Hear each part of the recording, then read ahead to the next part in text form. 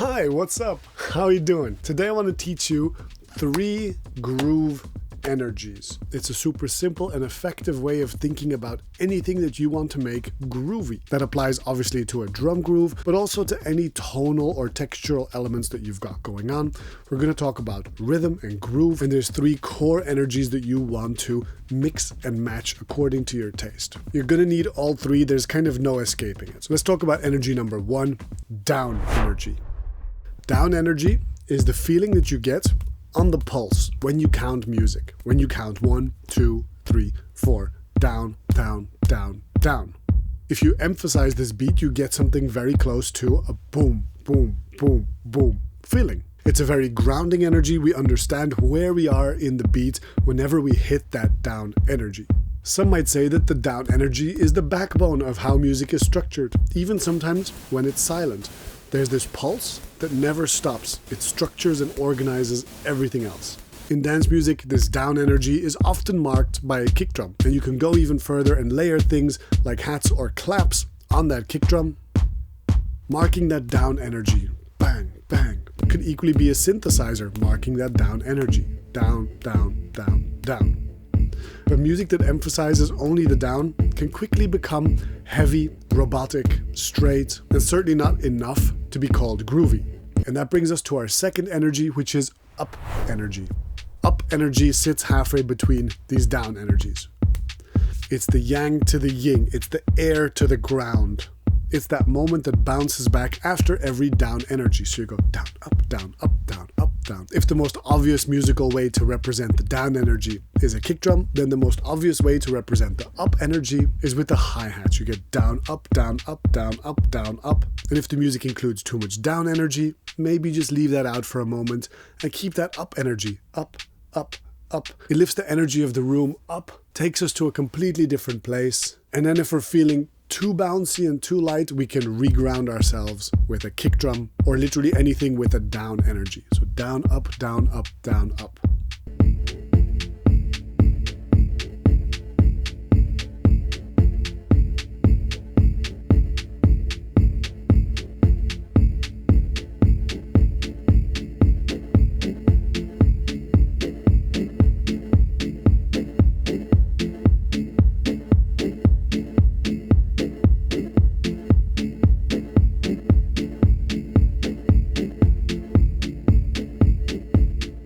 So that already gives you 2 different colors to play with this energy. And as a musical composer, that's your job. You play with this energy.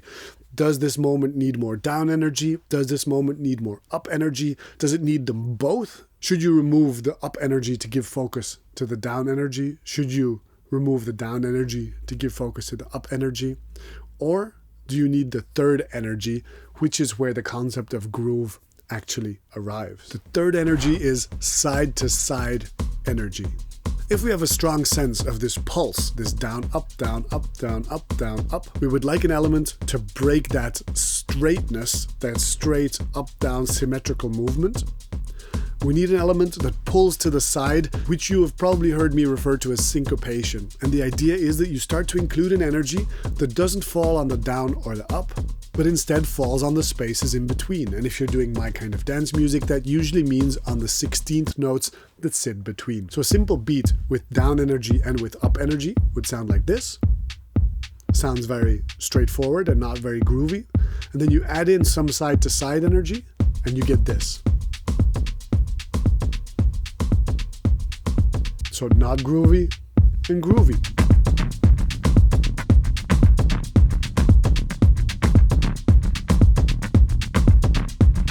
And yes, this is obviously relevant for drums, but let's do it on a synthesizer as well. Here's a synthesizer with only down energy.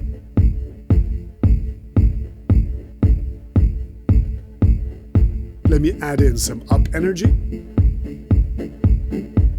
In fact, let me remove the down energy.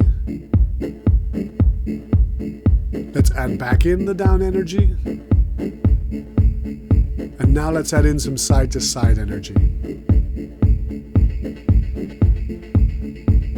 You see how groove was created?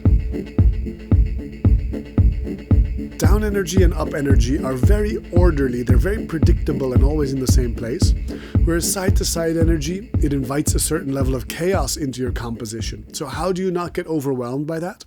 Well, maybe you just choose an accent somewhere. You choose an accent that doesn't fall on the down energy or the up energy. You say your down energy is organized a certain way, your up energy is organized a certain way, and then your side to side energy has its gravitational point within an accent.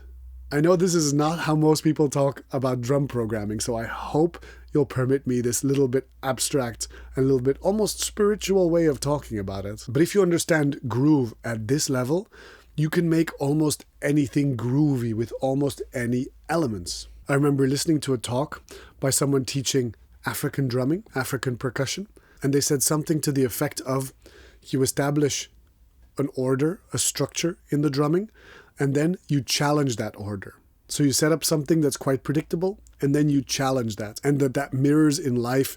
You set up your day-to-day life, and then it gets interrupted by unforeseen circumstances. The challenges that come across our way are represented by this syncopation or this challenges to the structure.